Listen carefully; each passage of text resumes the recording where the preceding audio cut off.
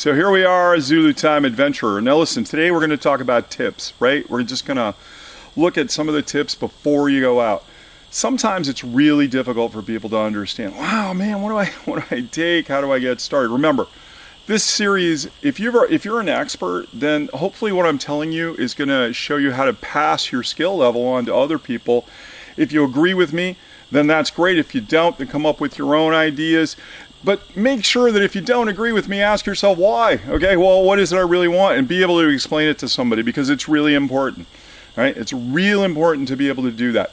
So, without saying that, this is kind of a general statement overall on some different things that are tips and tricks that I have learned over the years. Now look, I've been doing this 40 plus years, okay? Now I've seen good instructors, I've seen bad instructors.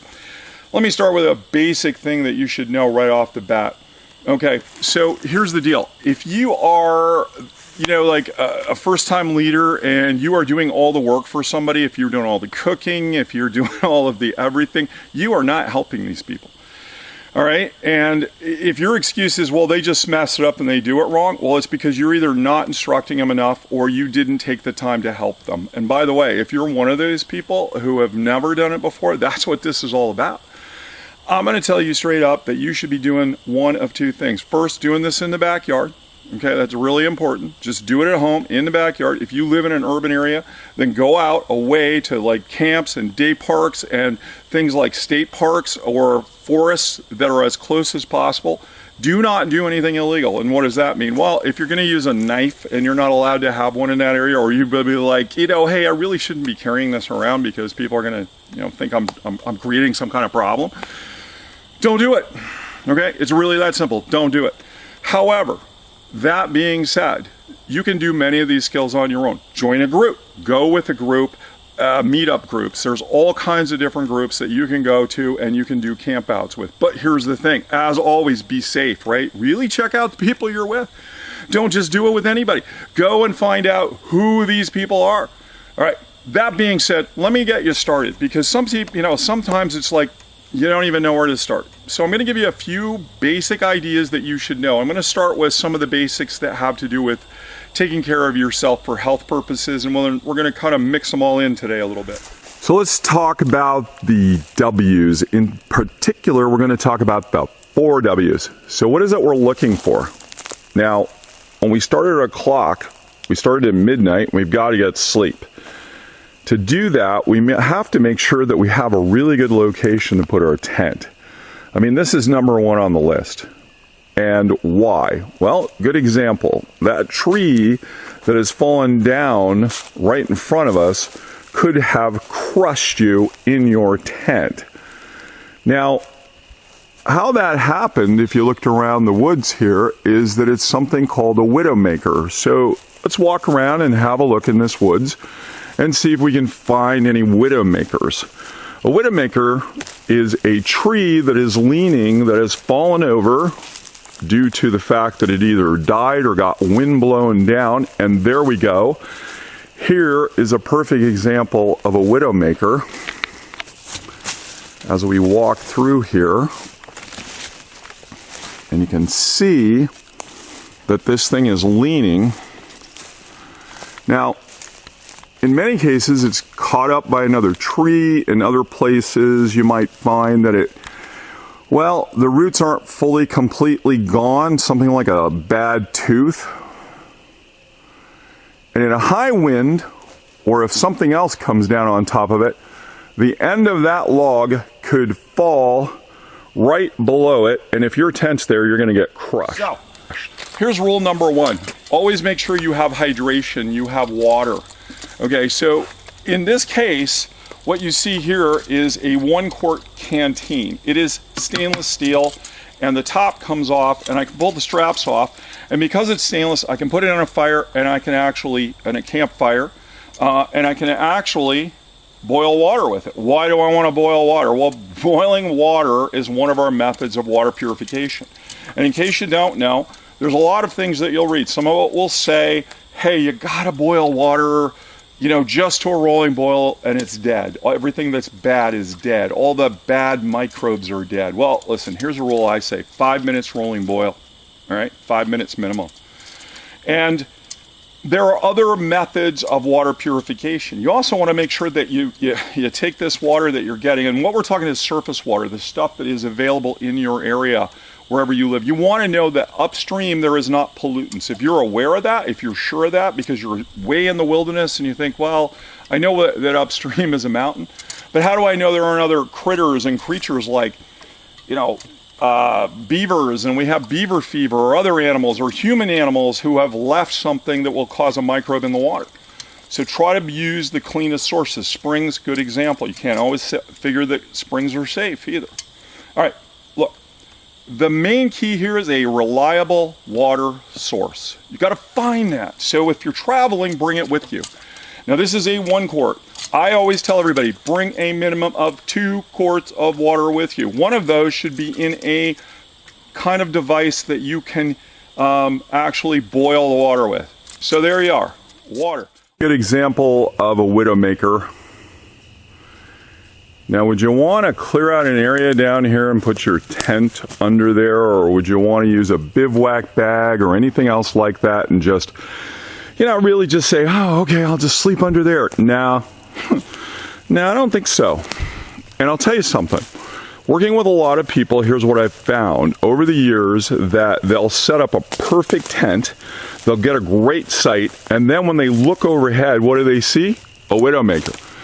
Now, a widowmaker doesn't have to be this big. It can be something small. It can be just a really, real heavy branch that got snagged up into a tree someplace, and in a high wind that thing's going to come down and it could impale you like a knife. So one of the things you're going to look for the W's is something called widowmakers. Here I keep a whistle, right? This is one of those 5-in-1s. A lot of people say, well, these things are garbage, but you know what? The whistle works well. It has a little compass on it which will give you basic general directions. I open it up. Inside I have a little tiny signal mirror. I'm not sure, you say, well, will that work? Better than nothing if you don't have anything. Inside of that, I have put a little bit of a fire starter, which is a piece of cotton mixed with Vaseline, because that burns real quick. There are matches in here and a striker. And then I even went the next step, and I use something which you will find called a ferro rod or a ferrocium rod, which can be used to make a spark with that little piece of cotton that I showed you. And we're going to get into that on how to do all this stuff. So there's a lot packed in here, right? And don't forget the cord that it's wrapped around. I can use that for things too. All right, multifunctionality. But what do you need more importantly than anything else that I've shown you here? Well, I've got on here the actual water itself to drink. I've got a container that can be used to boil it with. I've got a compass to give me direction. I've got a signaling device that I can blow a whistle to help me in case somebody's searching for me. I've got some way to make a fire with in here. Now I'm missing some other key ingredients, but this piece right by itself will do a great job. Now let me show you another thing that you should be looking at. And remember, 2 quarts of water, always 2 quarts when you go into the woods, all right? Full. And then we'll talk about how you're going to purify the water. That comes later, but bring the clean, reliable water. Find a reliable water source. So when you first start out, go to these campgrounds where they have water that you can fill up. Use those. Plan your hikes accordingly. But if you run out, be prepared to replace that water. Okay, but here's the deal, folks. You only have to travel a few miles when you first start out. You don't have to go deep in the woods. You can start out at campgrounds and take day hikes and walk around and come back and go around the pond or the lake. It's really that simple. Just get out. Just get out and camp. Spend the night overnight. This is it.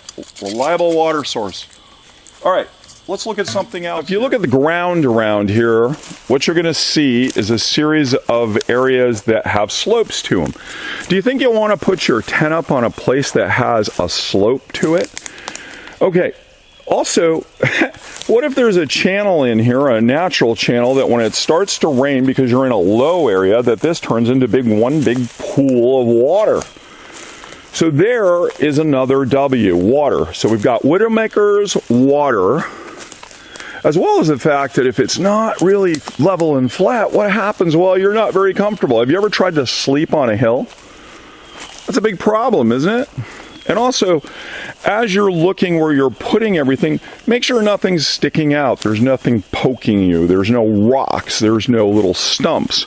You want a nice bed to put your tent on. And you want to make sure it's level, and you want to make sure it's above an area that could fill with water. Out west, they call those auroras, and you have to be really careful that when flash flooding or water which is pouring at a higher elevation because it's raining on it builds up and you're in basically a riverbed. Well, the same thing can happen here, as well as the fact that you just end up in one big pool of water. So as you're looking around here, you can see a lot of things that have some depressions to them. And again, so what are the two? We're looking at our winter makers and our water. We talked about cordage.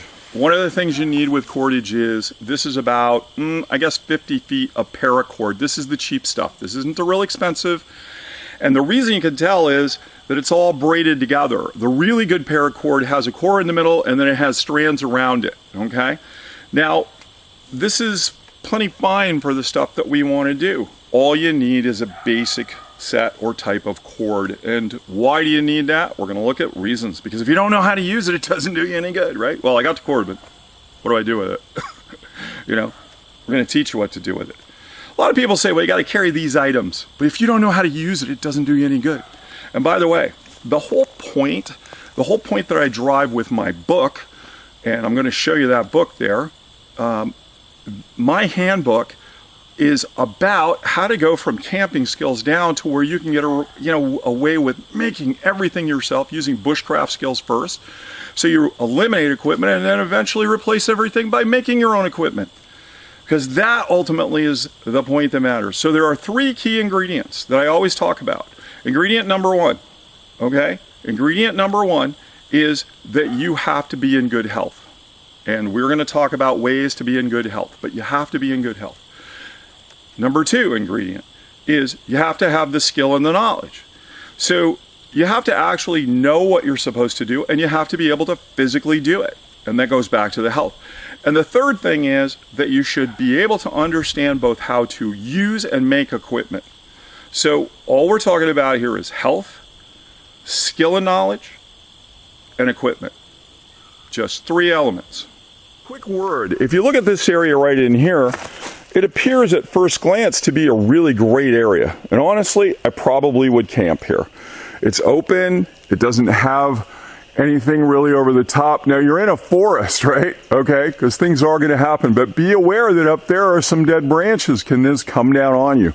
Maybe I want to move a little closer to the center portion. And how level is this area? And it's pretty mossy. Seems like it would be a pretty decent place. Thing is that I don't like about it is it has a little slope to it, and that's just going to be for my comfort level. But I don't believe that any water is going to pool here. The next thing that we're going to look for is wind. If you're wide out open, if the wind comes through, are you going to get blown all over the place? The last thing we really talk about today is knives. A knife is a tool. It's a tool. This one, the one that now look, basically there are about 2 or 3 different kinds of knives, and I'm going to show you one other tool that you can use. We'll talk about that other tool after, all right? But let's just talk about the knife itself. There are different kinds of knives. You've got this knife, which is a sheath knife. This one's a Puma. The reason I like the Puma is it's got a little bit of a serrated blade on the lower half, which can be used for a lot of different tasks as a tool. The other thing I like about it is nostalgic. To me, this is cool because a guy named Fred Bear, one of the greatest archers in the world, always carried a Puma knife. So for me, that was awesome. But hey, if you don't, this is a German-made knife, by the way. If you don't get or have a Puma, which I'm not saying you have to, you can have any knife you want. But hey, listen, you don't need jewelry, okay? You don't need something that looks funny and fancy. You need something that's functional. You don't need to spend a lot on it. This one is one of the cheapest knives you'll ever buy. This is the one that most outdoor people who are in the primitive skills world use. They put it around their neck with a paracord. This paracord can be used for doing things with, right? Goes right around your neck. Comes with a plastic sheath. And this is a carbon blade, and you can see it's a little rusty. Well, guess what? I'm going to be able to buff that up. But this is complete carbon. It charges itself very well, or it sharpens. It does not sharpen itself, but you can sharpen this very quickly. All right, and you can sharpen it in the field. It will do almost every task you need to do out there. You don't need something fancy. It's a well-made blade. It's full tang. What does that mean? Well, the entire blade goes down, and there's a handle connected to it as one piece that goes all the way through the knife, so that it's all solid. It's not, when you pull on this knife, it's not just going to pop off here at where it's connected. It goes all the way through the knife. That's very important. But what you should know is this knife costs like $9-10. All right, and it's an awesome knife. And I can use this in conjunction with some other things like that ferrocium rod to start fires with. I can also make things to start fires with, one of which will include this cord. Now, to that, I also attach with just a piece of heavy band a lighter. All right, it's great, right? You got everything you need right there. I've got a knife and a lighter. What else do I need? And I've got a little bit of a cordage. Honestly, with this alone, I could spend the night in the woods very comfortably without a problem. But can you? And the question is your health good enough? Is your skill level and your knowledge to do it good enough? And do you have the right equipment, or can you make the right equipment? Because skill, along with the knowledge, can replace the equipment. So, health, skill and knowledge, and equipment.